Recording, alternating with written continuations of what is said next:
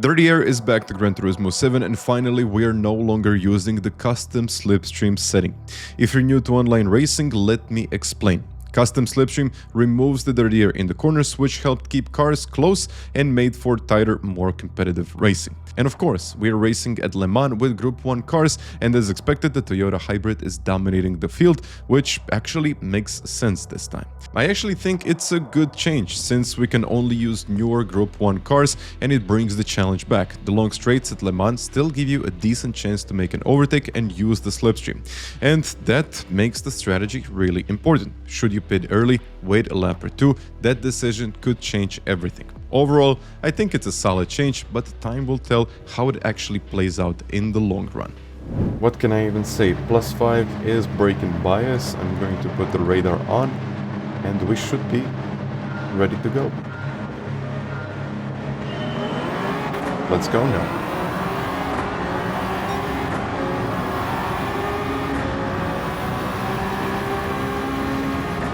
Let's see what the dirty air does. Is it going to be full carnage?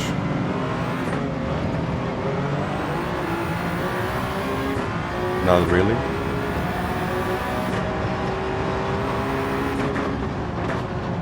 Whoa. There is a lot of dirty air though. Oh yes.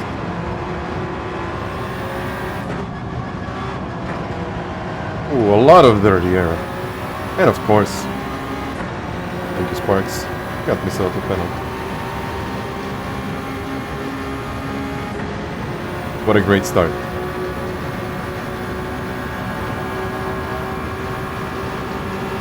What a great start.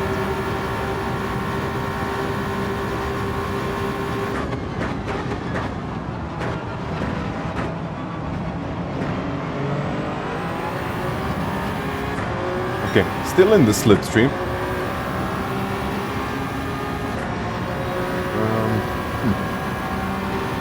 Let's see how this is going to look like now, but I just have to stay in the slipstream, I guess.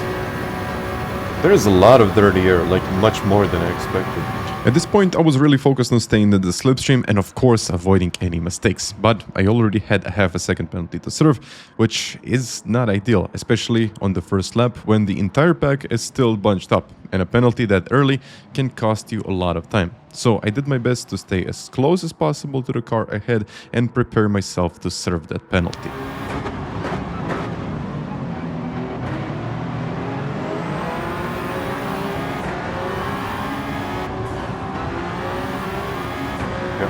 I'll lose a place, 2 places actually. Not good. Not good. Oh, this will be tough now. Haha, yeah. At this point, I've lost a bit of time, but it's definitely not game over. We're still early in the race, and even though I was down in P6, which is of course once again not ideal, I was still in the slipstream, and that gave me a chance to fight back. From here on, I was all about staying clean, avoiding penalties, and just making the most out of every chance I had. I really wanted to show how easy it is to make a mistake on this circuit. Just one little mistake and suddenly you are 2 to 3 seconds behind. That's all it takes. Dirty air is back.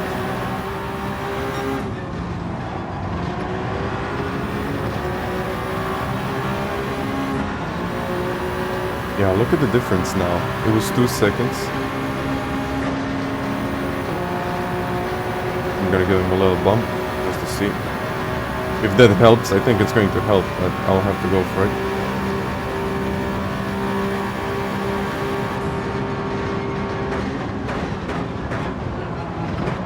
No way. All in all, I had to adjust most of my braking points, and on top of that, there was a lot of understeer, which made it really tough to judge the next reference point, especially for turning in. And when you're racing at these speeds, that's exactly not ideal.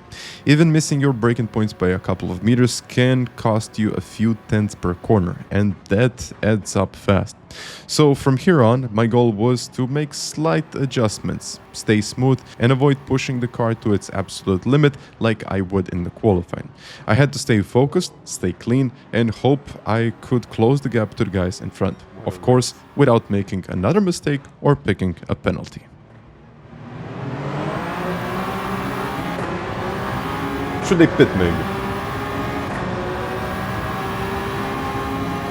Yeah. Well, I'll try to do the exact opposite. So if they pit, I'm not.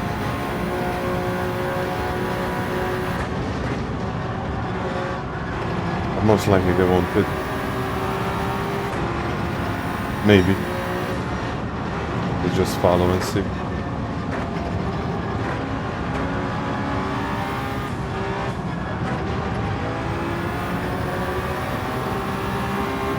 We're having... Let's see. One in the pits, not going to work. I would just get stuck behind him. Now, I could potentially overtake. Let's see. At this point, I decided to stay out of the pits. The best strategy here was to avoid dirty air, and that's exactly what I tried to do. If the car in front pits, I'm staying out, just to get that clean air. But if they decide to stay out, then I'll pit instead. Now, I have to mention this, there is one mandatory stop in this race. Just one stop without changing the tires. So you have to plan it really well. In my case, I took a bit of a risk and stayed behind before, trying to use the slipstream to close the gap and hopefully go for a move before making my stop.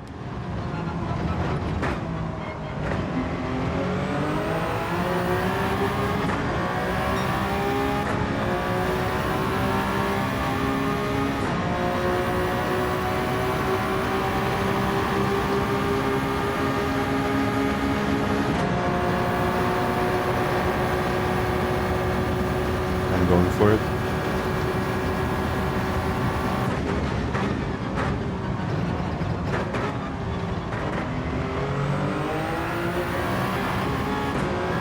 Yeah, okay. He's got the slip now. I probably should have waited. But let's see.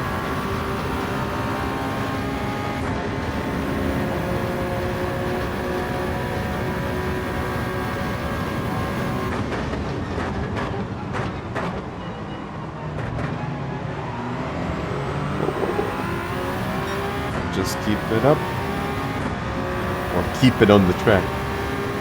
Now I gotta make sure that I stay in front, which it's, well, I don't think it's going to be easy.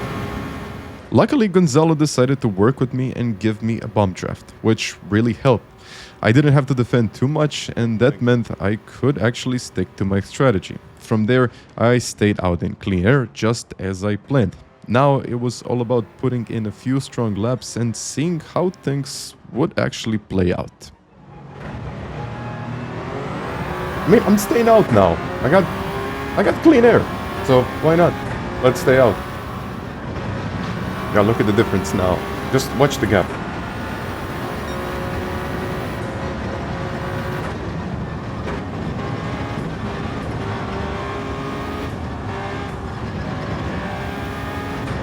Just watch the gap. And he's not a slow player. From 2/10 to 7/10. Now you really start to see the full impact of dirty air. In the technical section near the end of the lap, where you mostly rely on downforce, it was just impossible to stay close. The gap jumped from just about 2/10 to nearly a full second. At the same time, a few drivers ahead of me decided to pit, which opened things up for me. From this point on, the goal was pretty simple. Push hard, try not to make a mistake, or get myself a penalty, and see how it's actually going to work out in the end. And the tires are still working, so there is no need to change the tires. Maybe, I don't know how long is the tire change, around 3-4 seconds, most likely. Maybe in some situations it could be worth it, but I don't see it.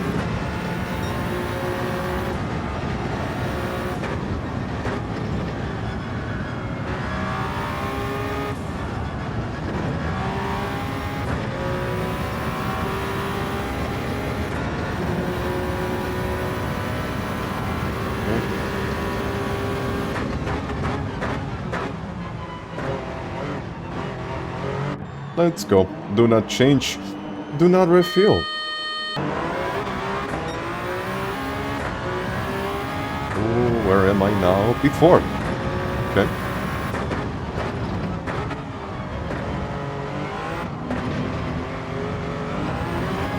Oh.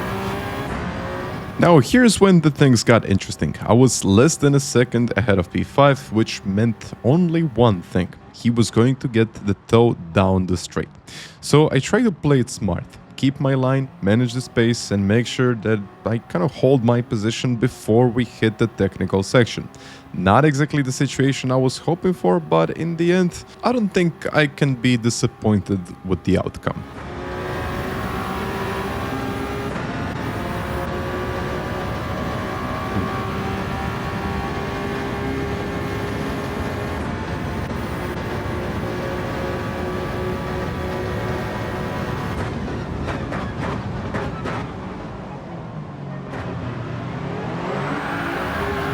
Whoa, I didn't want that. I didn't want that. I mean, I wanted to outbrake myself.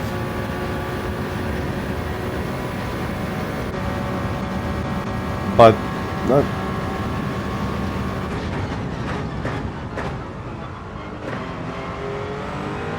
Yeah, that wasn't my strategy there.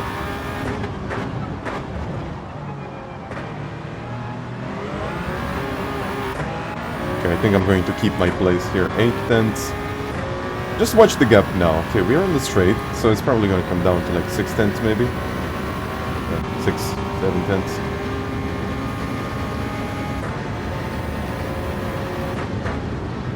To be careful. But now it's probably going to go up to like a second.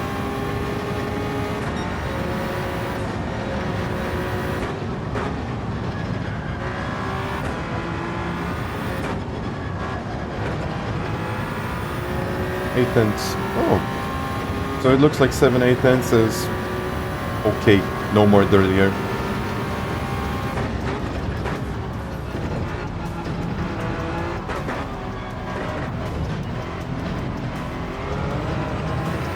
There we go. There we go. P4. P4 it is. Somehow. Now, I just wanted to show you something. I'm gonna call it a missed braking point. Kind of on purpose.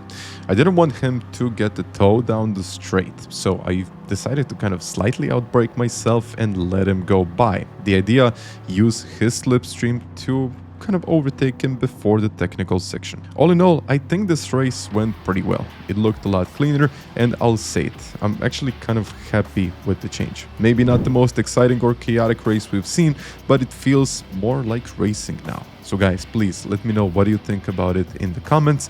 Should it stay like this, or you would love the custom slipstream back?